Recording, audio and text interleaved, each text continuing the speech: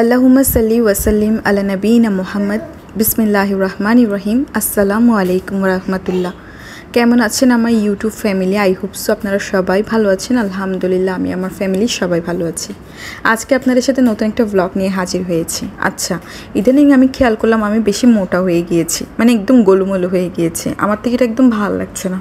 তো চিন্তা করলাম যে কেননা সকালবেলা উঠে খালি পেটে এক গ্লাস উষ্ণ গরম পানি দিয়ে লেবু দিয়ে একটা কি বলে ড্রিঙ্ক বানিয়ে খাওয়া যায়, যেটার মধ্যে আমি কোনো কিছু মিক্স করব না। তো চিন্তা করলাম যেটা আমি আপনাদের সাথেও শেয়ার করে নিই। যে কারণে আমি প্রথমে এক গ্লাস গরম পানি নিয়ে নিয়েছি, হালকা কুসুম গরম পানি। এরপর আমি এখানে পুরো একটা লেবু দিয়ে দিয়েছি। দিয়ে দেওয়ার পরে এই লেবুটা পানিটা মিক্সিং করবার পর এটা আমি এখন ডক ডক করে খেয়ে নিচ্ছি। আই হোপ সো এটাতে আমি একটা ভালো রেজাল্ট পাবো। বাট আমি এটা ডেইলি খাচ্ছি না, আমি এটা একদিন পর পর খাচ্ছি। কারণ ডেইলি খেলে মেবি লেবু তো আমার মেবি গ্যাস্ট্রিকের প্রবলেম করে। তো লেবু বেশি খেলে বুক জ্বালা পোড়া করবে, যে কারণে আমি একদিন পর পর খাওয়া চিন্তা ভাবনা করলাম, এই আর কি। তো আপনারা সবাই ভালো আছেন তো, তাই না? অনেক দিন পর একটা ব্লগ শেয়ার করছি। এতদিন আপনাদের সাথে ব্লগ শেয়ার করতেই পারিনি, আসলে খুব ব্যস্ত। যে কারণে ব্যস্ততার কারণে আমি আপনাদের সাথে আসলে একদিন পরপর ব্লগটা শেয়ার করতে পারছি না। ইনশাল্লাহ এখন থেকে একদিন পরপর ব্লগ শেয়ার করা 100% ট্রাই করব। এনিওয়েজ, তো সকাল সকাল যেহেতু লেবু পানি এক গ্লাস খেয়ে নিয়েছি, এখন আমি একটু নিজেকে ফিট মনে করছি। আর এই কারণে আমি কাজগুলো তো করে নিচ্ছি। তো চিন্তা করলাম যে সকাল সকাল একটু রুটি বানাবো, পরোটাও বানাবো না, একটু অয়েল অ্যাভয়েড করে খেতে চাচ্ছি। অ্যাকচুয়ালি আমি একটা হালকা পাতলা ডায়েট ফলো করার চেষ্টা করছি, যেহেতু আমি বেশি মোটা হয়ে যাচ্ছি সেই কারণে। তো যে কারণে আমি চিন্তা করলাম যে একটু রুটি খাবো। তো রুটি খাওয়ার জন্য প্রথম আমি ময়দা সেটাকে প্যাকেট থেকে খুলে বয়ামের মধ্যে নিয়ে নিয়েছি। এরপর কিছু ময়দা, যেহেতু আমি রুটি বানাবো সেই কারণে আমি বাই দ্য ওয়ে আটা হচ্ছে বেস্ট রুটি বানানোর জন্য। তো ঘরে যেহেতু ময়দা ছিল, ময়দা দিয়েই বানিয়ে নিচ্ছি।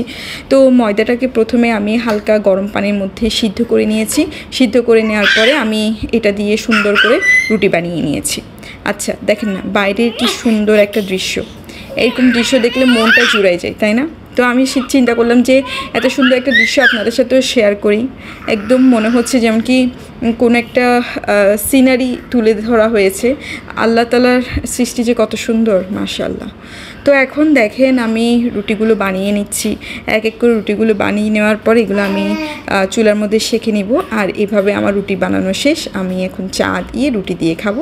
বাই দ্য ওয়ে চাটাও আমি চিনি ছাড়া খাওয়ার চেষ্টা করছি।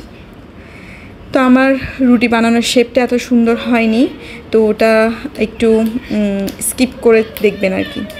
আচ্ছা, তো এরপর রাতের বেলা আমি মুরগি রান্না করছিলাম। মুরগির রেসিপিটাও আমি আপনাদের সাথে শেয়ার করে নিচ্ছি। প্রথমে আমি গরম তেলের মধ্যে লাল গুঁড়া মরিচটা মিক্স করে নিয়েছি, একটা যেরকম কালার চাচ্ছি ঠিক সেরকম কালারের জন্য। আর এখানে আমি পেঁয়াজ, রসুন, আদার পেস্টটা মিক্সিং করে নিয়েছি। আর এই মশলাটাকে ভালো করে কষিয়ে নেওয়ার পর আমি এখানে চিকেনগুলো দিয়ে দিই। আচ্ছা, এখানে আমি লবণটাও ইউজ করেছি। আচ্ছা, নর্মালি বলি যে আমার একদম মাখা মাখা মুরগি খেতে খুব বেশি ভালো লাগে, যেটাকে বলা হয় কষা রান্না। কষা গরুর গোশত, কষা মাটন, কষা মুরগি, এই টাইপের খাবারগুলো না আমার থেকে খুব বেশি ভালো লাগে। সাদা ভাতের সাথে একদম মাখা মাখা ঝোল দিয়ে ভাত খেতে আমার খুব বেশি ভালো লাগে। যদিও এটা একটু বেশি স্পাইসি হয়, স্পাইসি মেনটেন করে রান্না করলে অ্যাকচুয়ালি স্পাইসিটা অ্যাভয়েড করা যায়। তো এখানে আমি জিরা গুঁড়া, ধনিয়া গুঁড়া, এরপর সবার লাস্টে আমি এখানে ম্যাগি মশলাটা ইউজ করেছিলাম, যেটা আমি আপনাদের সাথে শেয়ার করতে পারিনি। তো এক এক করে সব গুঁড়া মশলাগুলো দেওয়ার পর, লবণ দেওয়ার পর একটু সয়া সসটাও ইউজ করেছি যাতে একটু ডার্ক কালারটা আসে, সেই কারণে। তো এইভাবে করে আমি কি করেছি, রান্নাগুলো কমপ্লিট করেছি। আচ্ছা, এখন বাজছে হচ্ছে ভোর 4:30। আর এই টাইমে আমি ভয়েস ওভার করব এই চিন্তা করে কিন্তু খুব এক্সাইটেড ছিলাম। আর কি বলবো, আমার ছেলে মেয়েরা আমার সাথে জেগে আছে। আমি যতক্ষণে ঘুমাবো তারাও ঘুমাবে। তো আজকে এশারের পর একটু ঘুমিয়ে পড়েছিলাম, যে কারণে এখন আর ঘুম আসছে না। দুপুরবেলাও ঘুমানো হয়েছিল, যে কারণে এখন আর ঘুম আসছে না। বাচ্চারাও সেম, আমি ঘুমালে তারাও ঘুমায় আমার সাথে, আমি জাগন থাকলে বাচ্চারাও আমার সাথে জেগে থাকে। এখন যে আপনাদের সাথে ভয়েস ওভার করছি, দেখতেই পাচ্ছেন, শুনতেই পাচ্ছেন, আমার বাচ্চারাও কিন্তু ভয়েস ওভার করছে, ওরাও কিন্তু দায়িত্ব পালন করছে।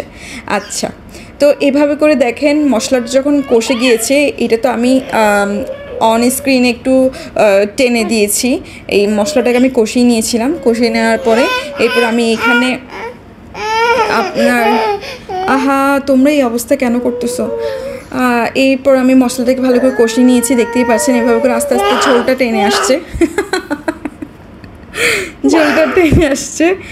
আর এখন দেখতেই পাচ্ছেন আস্তে আস্তে করে ঝোলটা যখন টেনে আসবে এইভাবে করে আমার রান্নাটাও হয়ে যাবে। ব্লগ আজকের মতো শেষ করছি। আই হোপস আপনারা সবাই ভালো থাকবেন, সুস্থ থাকবেন, আমাদের জন্য দোয়া করবেন, আমার ছেলে মেয়ের জন্য দোয়া করবেন। আমি কেন কথা বলছি, আমার ছেলে মেয়েরাও আমার সাথে একটু প্র্যাকটিস করছে। এনিওয়েজ, আল্লাহ হাফিজ, ফি আমানিল্লাহ, বাই বাই। বাই বাই বলো, বাই বলো সবাই, বাই বাই, বাই বাই।